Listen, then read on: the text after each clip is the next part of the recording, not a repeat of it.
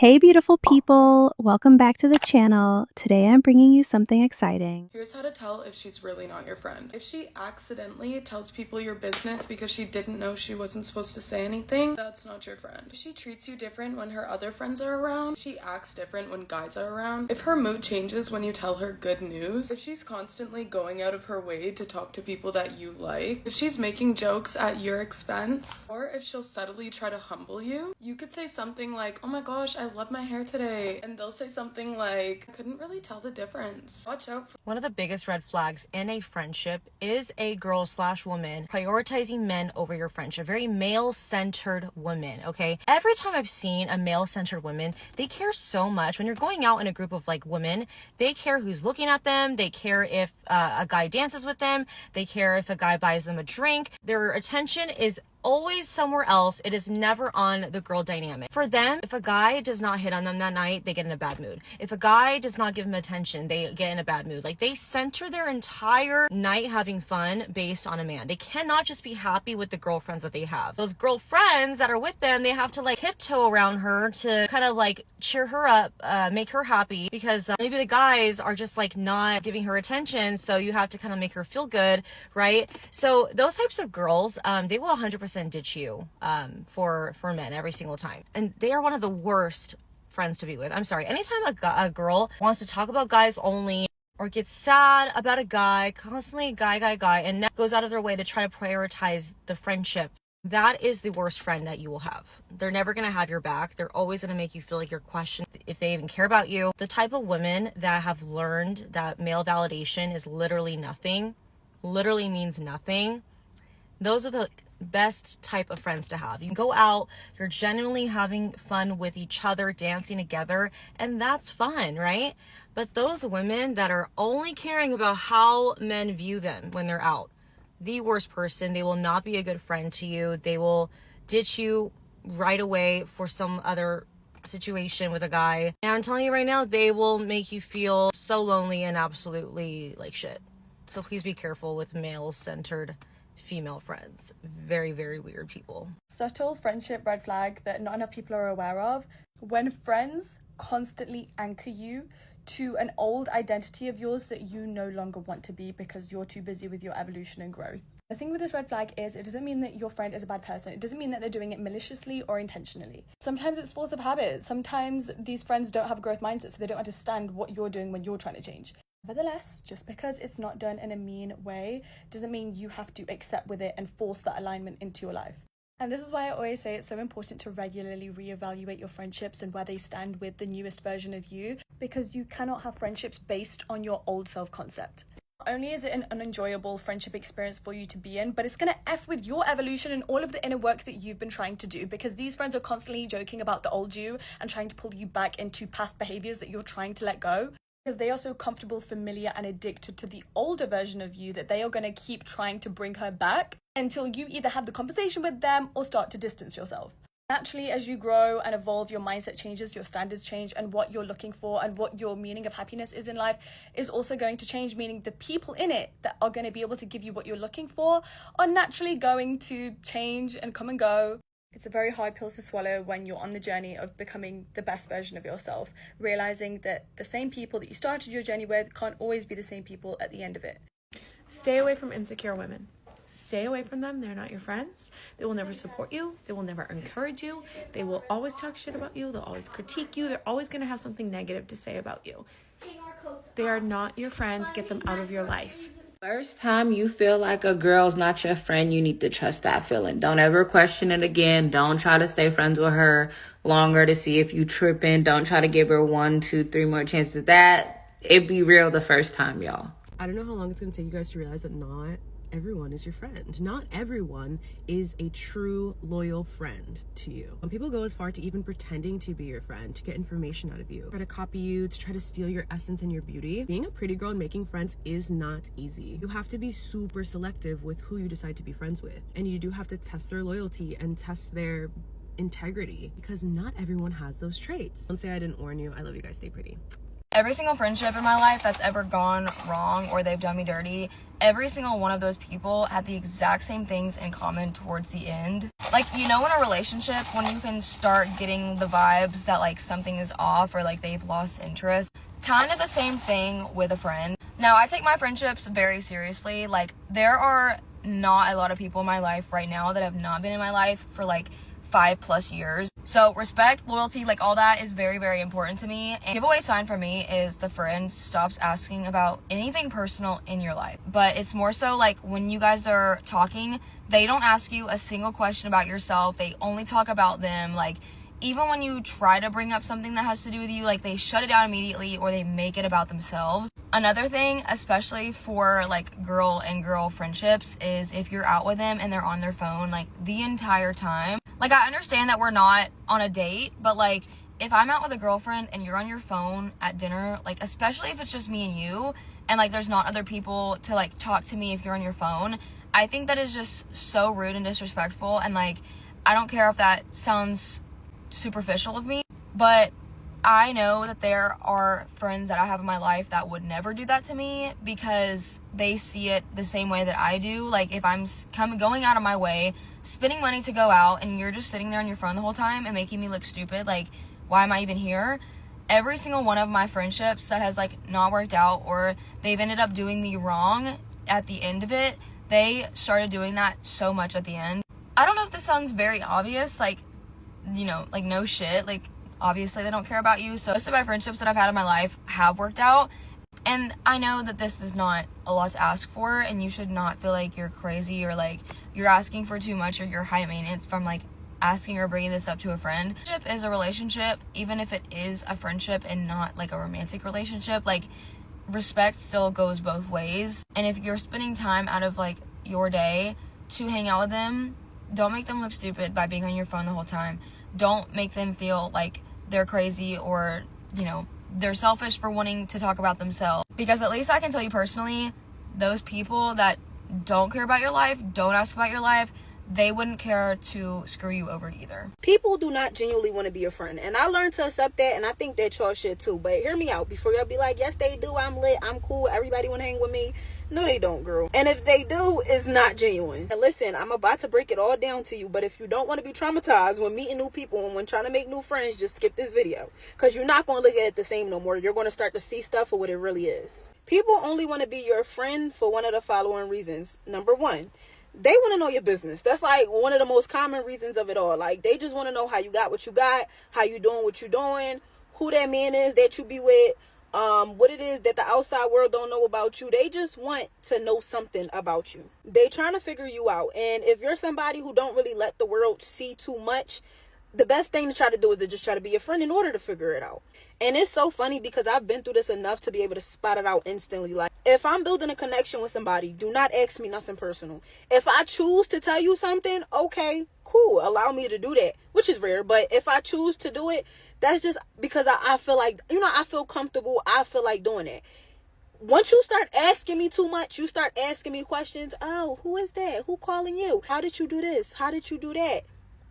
You just want to know my business. And now I don't want to be around you. So that's number one. Number two, they just want proximity. A lot of times people see your worth way before you see it. They see the good in you. Like, they see the potential in you. And so a lot of times people want to come around you because it's like they just want that connection. They know that what you're doing is great, or they see that what you're about to do is great, and they just want to get around you for the benefits of it all. When I tell you, I've experienced this so much in the last year, and it could be proximity with anything. Like, you can have a certain job that they desire and they'll get around you not because they want to be a friend, but because they want that job. You can have a friendship with another person and they don't even care about you. They just want to get close to that friend, so they're using you to get close to that friend. Funny, but not funny haha.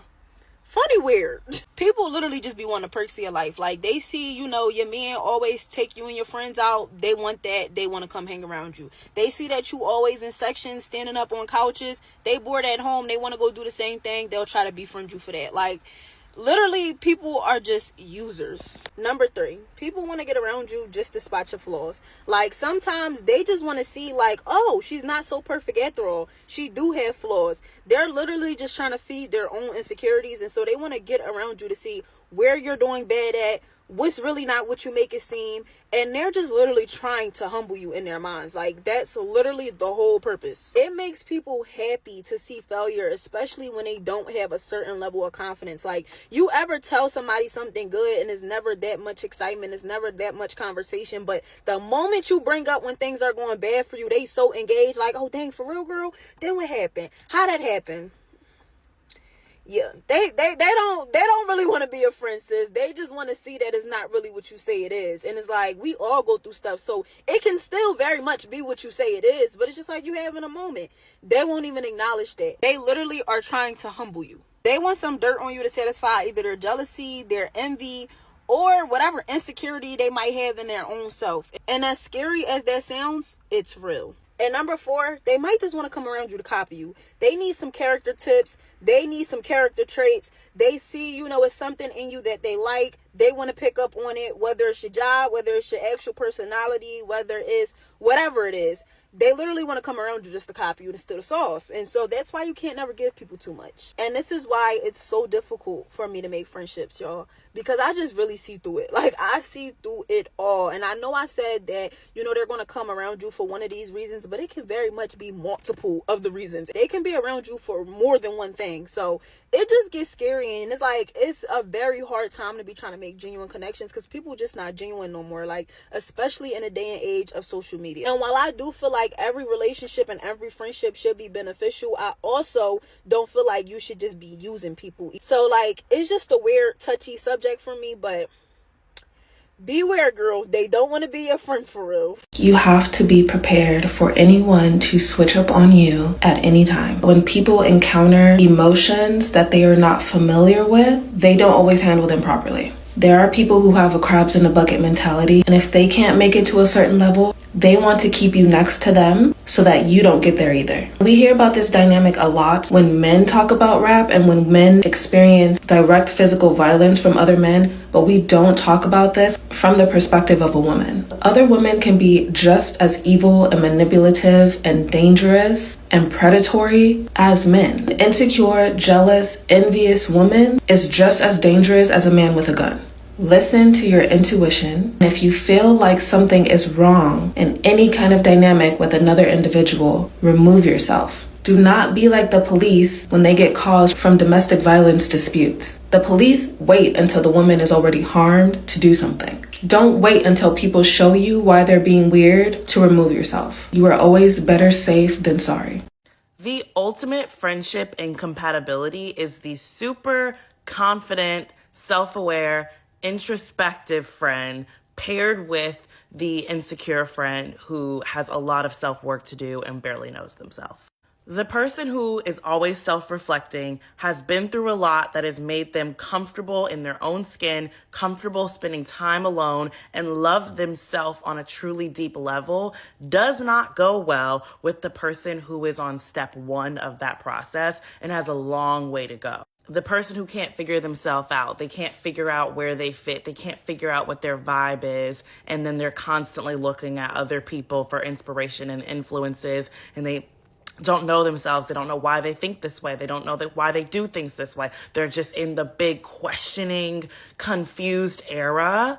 If you're a truly confident person, don't try to mix these two people. They simply do not go together. It doesn't work out. And even if it's seemingly working out, one person or both is suffering. And it's usually the confident person, because the confident person is usually being very patient and empathetic because they notice, very introspective, so then they see other people's bullshit too. They notice that the other person is moving weird or needs them or is being a leech, an energy vampire to them, and they're suffering and they're dealing with it because they feel bad, or they're like, I like this person and I swear their intentions aren't bad, they're just finding themselves. But then you realize years go by and they keep finding themselves, and they've been finding themselves for about 5 years, and now the friendship has to end eventually because you're just not going to deal with it anymore. These two people don't go together. I don't know. There's so many different scenarios that I can tell you of where this does not work, but it just don't work. These are things I consider red flags in friendships. If any of your friends do these, watch out. Anyone who likes to embarrass you in front of guys is not your friend. It's like a given at this point, but it's crazy how some people will still do it. Friends who just have something bad to say about everyone. Like, they will shit talk anyone and anything. If they're shit talking everybody to you, they're also shit talking you to everyone. Extremely stingy friends. This is because I've always been really open-handed. Like, even when I had no money, I was still willing to spend like my last cent on other people. And I feel like when you're like that, stingy people will like take advantage of you. In general, if you're like really cheap and pocket watching me, I'm so good. Thank you. Friends who post really bad photos of you. I understand sometimes we're like harder on ourselves, but sometimes I'm like, the picture is so evidently terrible of me. How did you think that was like fine to post? When I see they do that, I'm like, you're preying on my downfall just a little bit. If they don't hate your ex or hate the people who have hurt you, they're also not your friend. Like, that's probably my number one thing that will make me cut you off, is if you feel comfortable being close to people who've hurt me. This is how you know that a woman secretly hates you and that she's not your friend. Hopefully this will benefit people who are a little bit younger or a little bit more naive than I am. There are many signs that a woman secretly resents you and that she sees you as her competition and she wants you to fail. These signs are not always going to be obvious, but if you know what to look for, then you will see what I'm talking about. One of the most subtle ways that a woman will show her resentment for you is by glaring at you from across the room when she thinks you can't see her. When women glare, they are expressing their resentment towards you in the most subtle way possible. Another very, very clear sign is that these women will never have anything good to say about you. Every word out of their mouths when it comes to you is snide, passive-aggressive, some kind of a backhanded compliment, something that is meant to undermine your confidence. A lot of these statements will be disguised as jokes. That's something that people love to do as a cover-up for bullying, is they like to say that they're just joking. But if you think about it this way, there are many things that a person could joke about, but if they always choose to joke about something that is mean and hurtful, they're just using humor to disguise their hatred for you. Another sign is that this woman will never be happy for you. Like, if something good happens to you, she's never, ever, ever going to be happy or congratulate you. But a woman who secretly hates you is going to resent you when you're doing well in life. And because she sees you as her competition, the first thing that she wants to do is bring you down. And she will do that in subtle ways by laser focusing on your insecurities and the things that you do poorly. Because in her mind, if she can bring you down, then she doesn't have to feel as badly about herself. Like they say, misery loves company. And in order to be little, you have to be little. If she sees you as up here, she wants to bring you back down. And she will do that with little passive-aggressive statements, or she will withhold praise or anything that is kind and uplifting to you. She will only say things that are critical. She will only say things that are underhanded to make you second-guess yourself and to detract from the fact that you're doing well and possibly doing better than her. Another clear sign is that this woman will not want you around any of her male friends or her male partner, because women like that are very patriarchal and they see pretty much every other woman as competition. So if a woman is threatened by you, especially if you are physically attractive, she will not want you to be around men that she knows, because if you are in their presence, then you're taking the attention away from her. And she needs that attention to feel any kind of self-worth. She's so insecure that without the constant attention and validation from people, especially from men, she doesn't feel good about herself, you know? So if an attractive woman like yourself is around, you basically, in her mind, are taking away her source of validation. That is something that she finds very threatening, because it's something that she can't live without. And it's very important to know that a lot of these women are masterful actors, and they are excellent at hiding behind a charismatic personality. They are excellent at, getting you to let your guard down, and they will act like your best friend. But if your intuition is telling you that what they're doing is forced or fake or disingenuous, chances are that they're only putting on this act for you so that you keep your guard down and they can maintain access to you. Because when women see you as their competition, when they're jealous of you, they actually, contrary to popular belief, they actually don't want to cut you off. They want to keep you around because they want to be able to monitor you and have access to you. Because when they have access to you, they know more information about you. They know your personal affairs. They know your insecurities. And all of that can be used as ammunition to tear you down. Like, just because a woman is nice to you does not mean that she likes you. And that is something that a lot of naive and empathic women, like myself, we are very easily fooled by charisma and charm and friendliness.